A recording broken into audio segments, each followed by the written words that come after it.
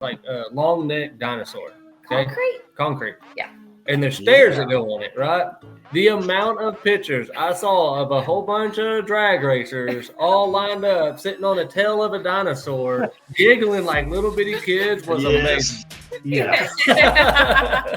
Dude, like think of, there's no reason for anybody to ever go to that dinosaur, right? Yeah. Like in a normal situation, you're not going to tell your family, hey, let's go down to West Texas to do this. There's this dinosaur down there. And they wouldn't even know that if it wasn't for Drag and Drive. And then think of all the...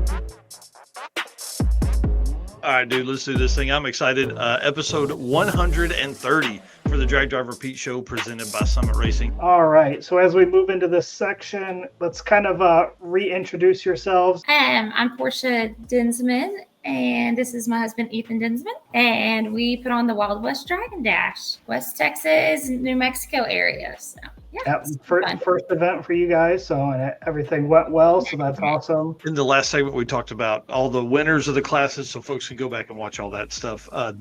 This segment here, it's going to be about fun stuff. So you hinted at it when we talked about the first winner of the Run What You Brung stuff. But one picture I did see, I want to talk about this first. I want to talk about this pre-party. Tell us what went on Test and Tune Wild West pre-party. What's up? We did the night before the track opened up for us and had a great turnout for a Wednesday night, and anybody was invited. It didn't even just have to be Wild West. It was open to the public. So a lot of fast cars came out and tested because there was other big races in our area. So that was awesome to get to see a little bit of both. And we just had a really good test and tune. Then afterwards we had some practice tree races, and we just kind of got to meet our foes.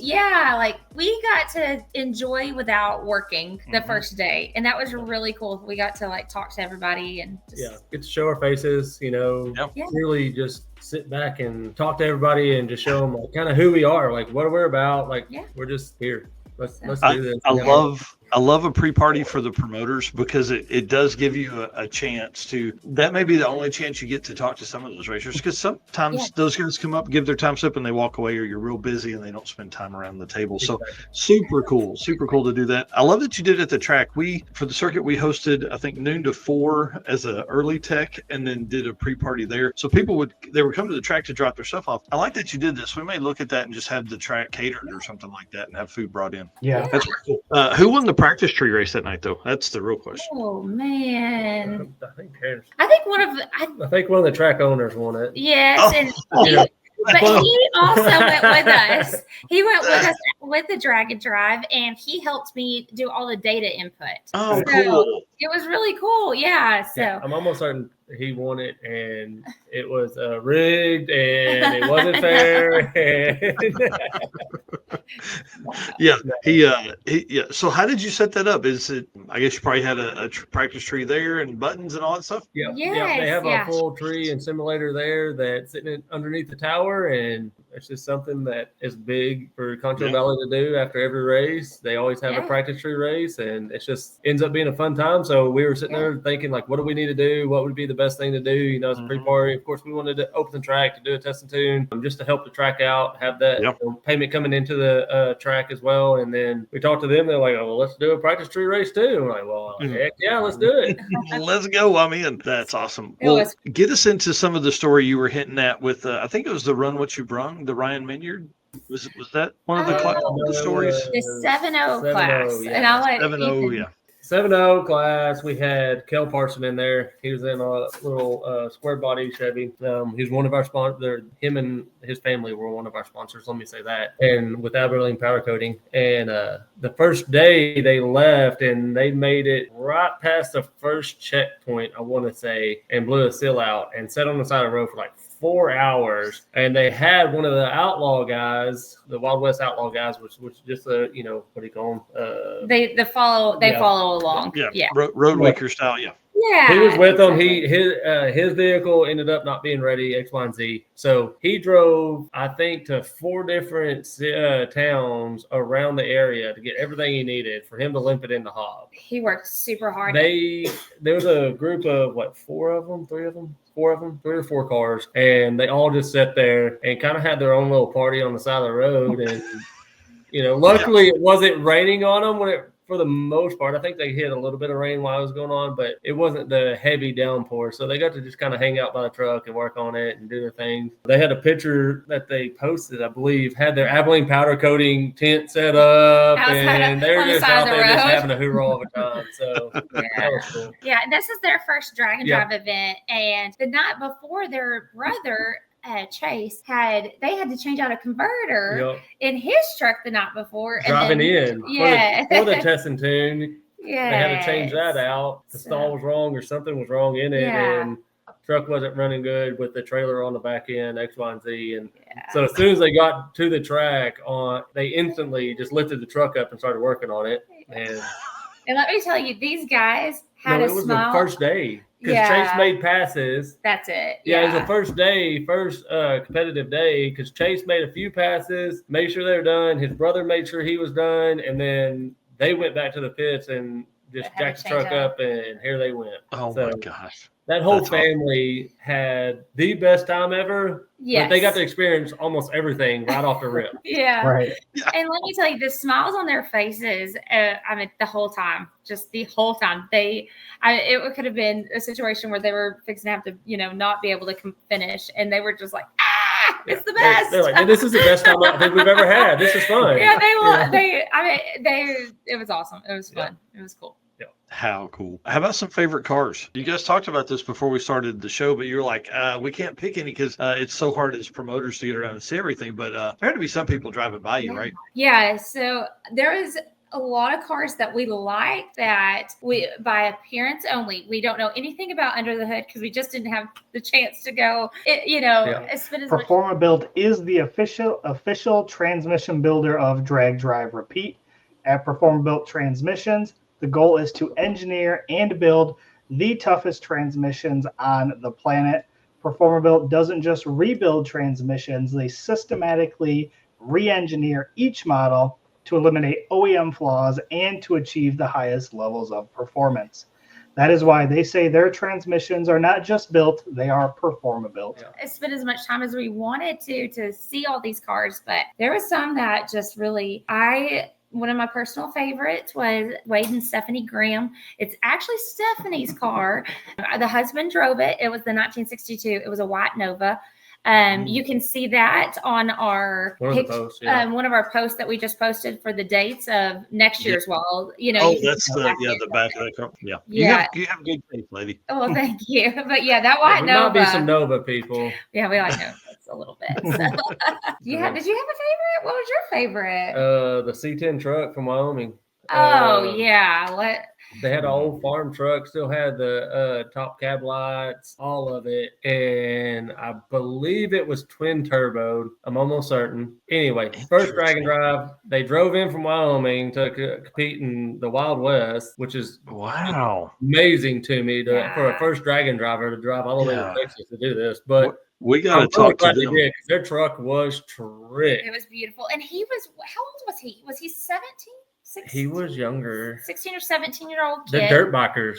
They were, they did motocross for years and years as a family, and they just got out of motocross, and so they wanted to find something new, and this is what they found. They built it just for this. Beautiful. They were in the tailgate class. How cool. Yeah, it was a 6'3" truck.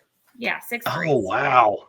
That's quick. And to bring that all the way from Wyoming is super cool. The Wyoming man puts out like Tyler Jensen and the whole Jensen family comes down from there for Rocky Mountain and then the circuit. Yeah, dude, that's freaking awesome. Yeah, they drove all the way in. They were the first people at the track. They beat me to the track. I showed up to the track with the trailer and all that, and I was thinking nobody's going to be there because I was there early, right? And I see a vehicle or a truck in a trailer with a truck on it, and I was like, man, somebody's already here. Got out, started talking to them, like, yeah, we just drove in from Wyoming. Like, it was nothing. I was like, dude. That's cool. Yeah, 1,400 miles or something crazy, I'm sure. Yep. Yeah.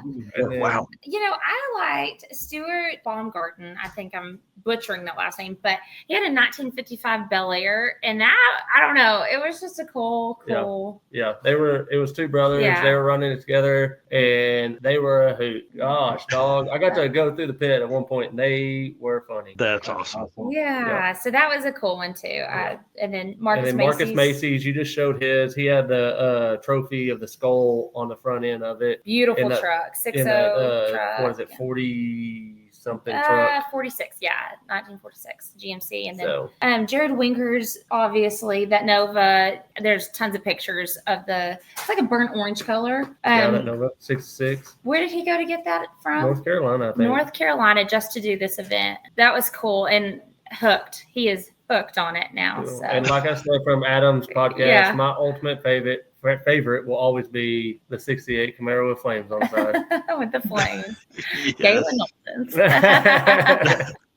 That's awesome. I mean, you have special ties to that car. I've been around that car for a few minutes. Yeah, for sure. So. The driver might not be able to kick it very well, but hey, whatever. He won his class. Awesome. Yeah, there was a lot of cool cars. But let's talk about some of the route stops. There was a comment earlier here from Tim. Sorry. Y'all had some beautiful views and stops on the route. Kind of want to tell us what the route stops were, and then if there's any good stories of route stop burnouts, breakdowns, food, wild cop stories, anything like that. So let me first start out by saying that our area it's very Wild West, very deserty. Flat. It's flat. There's a lot of oil. Pump jacks are very cool around here. Yeah. So let me tell you, it's hard. It was hard to build routes some places. Yeah. So that had views, that had stops, but we did our best. And I think our first route leaving Concho Valley was probably in my opinion, the best route out of all of them. We got to see a little bit of hills. Agreed with that. Pretty route. It wasn't just 100% the desert, oil field traffic, pump jacks, X, Y, and Z, right? So definitely got to see some scenery there. We stopped at Cooper's Barbecue. They have have massive concerts there, and it's a barbecue place, well-known barbecue place. And they have tailgates on their fence, like a lot of tailgates. So that was one of our checkpoints. We stopped at Alley Oops, the dinosaur. It's like in the middle of nowhere. Yeah, where's it? RN? Yes, it's an RN, and then which was quite funny because they have a massive dinosaur, like a long neck dinosaur. Okay? Concrete. Yeah. And there's stairs that go on it, right? The amount of pictures I saw of a whole bunch of drag racers all lined up, sitting on the tail of a dinosaur, giggling like little bitty kids was amazing. Yeah. Dude, like think of. There's no reason for anybody to ever go to that dinosaur, right? Like in a normal situation, you're not going to tell your family, hey, let's go down to West Texas to do this. There's this dinosaur down there. And they wouldn't even know if it wasn't for Drag and Drive. And then think of all the people that are driving by that are like, oh, that's kind of cool. And then they see like cool cars in the parking lot and grown-ass men like on the back of this dinosaur tail just hanging out taking pictures. Yeah. So, we brought up the diesel guys earlier, right? Every one of the diesel guys were big old burly, long beard, just big old, look like a whole bunch of mud doggers, if you will, right? They have a picture of every one of them lined up, laying on this tail, cheesing from ear to ear. It is hilarious. Funny. So it was good. Those are fun things. The route from when we left Pinwheel to Hobbs, it was a rough route.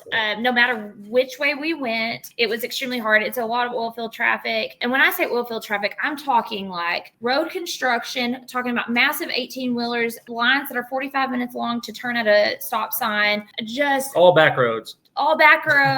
Very dangerous, have massive wrecks daily. I mean, it is a normal occurrence in this area. The first route we had was 254 miles. Yes. And me and Portia, we left the track in San Angelo on a Friday, all but went back up there, started at first checkpoint, and took off. We didn't get back to San Angelo until 1:30, 2 o'clock in the morning because we truly just sat in traffic. And about midway through, I looked at Portia looked at me, and we're like, there's no way we're putting anybody on these roads. Like, this is too dangerous. And so we backtracked and decided, as much as I wanted to do mileage and get as much mileage as we could, the safety you know, you kind of had to weigh everybody's safety. And so we decided just to do a straight shot. It was a highway, so it wasn't an interstate, thankfully. We did take the highway pretty much straight there. Yep. It was a lot better. The traffic wasn't as bad because it was a Saturday morning, so that was just a complete blessing. The potholes were there in Jal, New Mexico. I told everybody. Yeah. Okay. We had to do a little driver's meeting, like, hey, just so y'all know, you can hit Jal and your car's going to be bouncing everywhere. Yes, you have a flat I'm tire. So sorry, but there's no other way to get you through. And so that it ended up being okay. Everybody was understanding. They knew, you know, the situation to get from one track to the next. This is what we were going to have to deal with. And so thankfully it worked out fine. And we got a cool checkpoint out of it. And there was some like massive metal art of cowboys that like kind of outlined the horizon outside of Jal. Hilltop, and it just overlooked, and all you saw was the cutouts, the metal cutouts, and then behind it was all just sky. It was a cool thing. Yeah, and it was kind of on. You got to take this little side road to get to it, and so the burnouts happened. Yeah, the burnouts happened, and Ethan and I were really thankful because we tried to get to the track before everybody else did, and this day we just kind of got to enjoy with everybody else because it's such a short route. So we kind of got to stop, and we got to see all the burnouts, and it was just the road was black. Cool. It was fun. You were helping. You were resealing the road. You're doing your part. Yeah. And then the next day, we from Hobbs back to San Angelo, we stopped at another sponsor, which was Circle D Hot Rods. Yes. Or Circle H Hot Rods. I'm sorry. And he sells old hot rods and just old classic cars and all that. He had them all set out underneath awnings and everything like that. And so everybody got to stop in and, you know, just look at a whole bunch of truly mint hot rods and get to see all that. And then that was also on the access road off the interstate, right? Was on the other side of that. So whenever everybody was leaving there, they were shutting down interstate with all the burnout smoke coming off of it. And Gene Hector, which is the guy that owns it all, he was just sitting in the back end just laughing like, this is awesome. This is awesome. You know, so it was luckily we had, not that I know of, nobody said anything. But if they did, we don't know of anybody running in with any cops at all. No. Wow. That's really cool. So that part worked out. We were worried. All right. Well, I want to ask about this shot right here. Who's tearing stuff up here in the parking lot? That'd be me. That would be us. I'd be at Rocky Mountain, last year? 2024. 2 years ago. Yeah, that, and let me tell you, that was a story. We got done. That was in Ennis, Texas. Yep. We got done with a race. We all thought we were going to bed. And we were going to leave at 4:00 in the morning. We were leaving at 4:00 because we had a really long drive day back to somewhere in Oklahoma. It was hot that year. It was like 100. Hot. And so we were all fixing to go to bed, and Ethan happens to say, "Hey, we got a leak." Yeah, my roommate was leaking. Yeah, like bad. And next thing we knew, we had it jacked up and we're looking at it. And then I don't remember who it was. Somebody said, hey, they have a 24-hour auto zones here. Like, what? So we found it. We called them. They had the part. So I asked another guy that was doing road week for Rocky Mountain, and he was like, yeah, let's go. So we start driving. We're going through downtown Dallas. We're going through Dallas, doing all this. Well, then we get to a really sketchy part of town, and you can just tell it's sketchy. Well, then we get to even more where the houses or all the buildings have bars on them. Well, then the houses have bars on them and fences around them. And I'm like, dude, we're in the wrong part of town right now. Then all of a sudden we get to even worse. I mean, everything, like it has bars on it, like cars, everything. And we pull up to this auto zone, and we get out, we jump out, we're running in real quick, trying to get in and out as quick as we can. And they have cops and everybody in there. And I was just like, oh, dude, this is not the place we need to be right now. And then we got back, we finished at 3:45 in the morning. And I was like, all right, we going? And everybody's like, yeah, I guess we can go. And Portia's like, no, we're going to bed. Everybody's going to get a little bit of sleep. What are you talking about? You leave at 6 a.m. and get stuck in traffic? Yeah, we did. We did. That was, It was. 23 was crazy. I can't remember if we went to Tulsa or Thunder Valley that year. I know it always alternates between, but I think this was 2024 that we did that rear main. Yeah.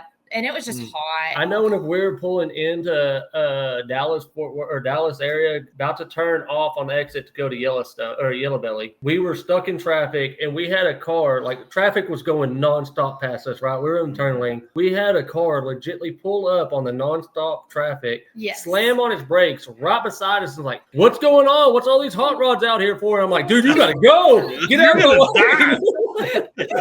And don't back traffic up anymore. Legitly a probably 2-minute conversation on the interstate in Dallas. My anxiety was all over me, and I was freaking out. I was like, dude, you're about to total every one of these cars in this next lane next to you. Yeah. Oh, my gosh, man. People are idiots. That's for sure. They do not care at all. Well, hey, we're winding close to time here. Give us kind of run down your sponsor shout out. And for the folks that are watching this, please go support these sponsors if they've got stuff. At least shop over there. You know, tell them you heard it here, Wild West Dragon Dash. Well, our title sponsor was Circle D Specialties, and obviously Dan Palmieri, the man. Dirt Road. Yes, thanks to Circle D's. Our presenting sponsor was Circle H Auto Sales, and that's the one that we did the checkpoint with. We had Timber Fabrications, Inc. It's an oil field fabrication and repair service out of Midland, Odessa. Angelo Racing Supply, all racing supplies in San Angelo, Texas. Metal Solutions Inc. Tyler Bradley. Tyler Bradley actually did the drag and drive with us. He's a diesel guy himself, and so does metal buildings. Anything you need in that area. S&S Fishing and Rental Inc. That's an oil and gas industry as well. It's downhole service equipment and tools. Knowlton Fabrication, that's Galen Knowlton. He does any type of hot rod fabrication that you need. You can call on him. Abilene Powder Coating, both brothers did the drag and drive with us, and they do an amazing job at powder coating in Abilene. Texline Energy Services, also oil and gas industries. Irwin Plumbing, they are out of Abilene. He was going to do the drag and drive, but ended up doing the Outlaw and just followed along because his truck broke the week before. So, dang it. Low Water Customs, they're out of Kansas, and they do all sorts of fabrication work. C2 Energy, also Caprock Energy. It's any type of construction, pipeline maintenance, oil field maintenance. They're your go-to. Concho Valley Dragway, that's the Winger family. Big sponsors, such a huge part of our drag and drive from the beginning to the end. Insane Performance, they did our tech. They did the IHRA tech. They're out of Midland, Texas. Racers for Christ, David Rubush. He followed along, went with us, and he was a wonderful service to have. Prayers every day. Yes, and I'm very thankful for him. We had kind of, a hard time with having a death, and man, he was there for everybody and just a comfort on a hard day. Yeah, so. He better be there next year.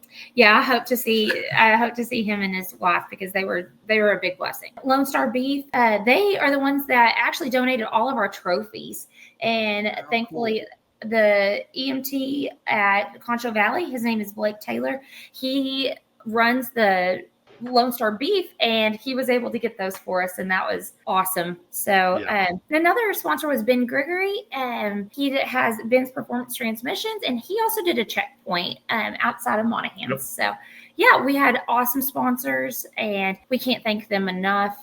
Truly, they're the ones that made it happen, right? We were just back here doing our thing, and they're the ones that truly made it flow off. And they had faith in us, and being a first time event, that's kind of scary. You don't really know what you're getting yourself into and putting your name behind. And they had faith in us, and they, we appreciate them big. So that's pretty awesome. Well, congratulations to you. That it sounds like an amazing event. We talked about you guys doing another one October 24th through 21st through 24th in 2026. Same tracks, just going to reverse them around. Are you guys going to compete in another event, or is it like now that you're running one, is it going to be too hard to get to 2 a year? Like we might do 3 a year. We're on an event like at the late April, early May. Somewhere around that area that we're going to. Interesting. And then a little north of you? It is north. I don't know if you know that guy, but they will, of course, we'll do Rocky Mountain. Yeah. 1.0 again. Oh yeah, we're always support Rocky Mountain. Can't wait. Yeah, I'm so glad Rocky Mountain's going back to the mountains. Like it's thank you. 100%. Same. Yeah, we are too. So we're excited about that. But Ethan and I've actually been talking about adding another drag and drive into the mix this year for us to do. And I think Bring we're it on. coming to Oklahoma, I hear. So Hey, if you're talking about my event, which I hope you are, we are. we're gonna have a blast. Look, Yes. don't worry about registration. We'll get you guys hooked up, and we'll take care. Make sure you got a spot and all that kind of stuff. And listen, we're gonna have a blast. Yeah. You guys come up here, we'll come down there. It'll be. I need to add that. Hope my wife still isn't watching. I'll add yours to my list, and we'll all do that. Let's do it. Down there. For the folks that are watching and listening, guys, Wild West Dragon Dash, I think your location and timing is perfect. I think people that have done Dragon Drives for a while are looking for an opportunity for new stuff, new tracks, new scenery. I mean, just like Adam said in the podcast with you guys, that you guys can listen to on That's Cool Drink. He said it gave him new tracks to check off. Like, that's really become a great opportunity for Dragon Drive. It gives you a reason to find those dinosaur tails to sit on and make fun of, joke around with all your friends and things like that. So listen, get Wild West Dragon Dash on your list for 2026. So I can't wait, guys. I need you to do me a favor, though. Stay backstage. I'd like to talk for just a minute. We've got to wrap up the show, but I'd like to talk to you guys for just a minute before we get out of here. Sounds good. Thank you for having us. Thanks for having us. Thank you guys so much again. Yep. Wild West Dragon Dash. Appreciate y'all so much. See y'all. All right, dude. What a good show. I really thought we were going to be struggling for time there. We got through with our stuff a little early. And then it gave them more time to talk, which is so great because, man, it sounds like an awesome event, dude. It really does. Yeah. May need to add that one to the list. It's late enough in the year that I think that helps with a lot of things too. Yeah, I mean, and like we said, if they're going to run for the Dragon Drive World Champion stuff in 2026, extending a day will help. There'll be a lot of people looking for those extra points once you get past Drag Week, because right now there's only been one event past Drag Week, so having two would be great. I know there's talk of another 4-day event to come in between Sick Week and Rocky Mountain Race Week 1.0. Which would help as well. So, the Dragon Drive World Champion Point Series continues to grow. And just to update everybody, Laura said earlier that she would have that to us hopefully this week. And then we'll go over all of those standings and stuff next week. We probably won't get into all the winners and things like that, but we'll do that. Andy says he'd treat us to dinner, dude. I mean, that we got to go. Yes. Got to go now. I got to get dinner from Andy. So, guys, thank you so much again. Thanks to Performer Built for all they do for us here at the Drag Drive Repeat show. But I'll tell you, Ryan's probably, I've got this idea in my head on building another car. And so we've been talking about 4L60s, 4L80s, and things like that. And so he's been awesome to talk to and kind of pick his brain. Currently holds the 4L60 quarter-mile record in the 7s. So, if that dude can build a 4L60 to run 7s, anything I have will be a benefit to him having his hands in the transmission. So lead us out, dude. All right. Appreciate everybody tuning in. Appreciate our guests, Wild West Dragon Dash. It was great hearing about that event. And again, sounds like everything went great. Appreciate all of you guys, our race car friends.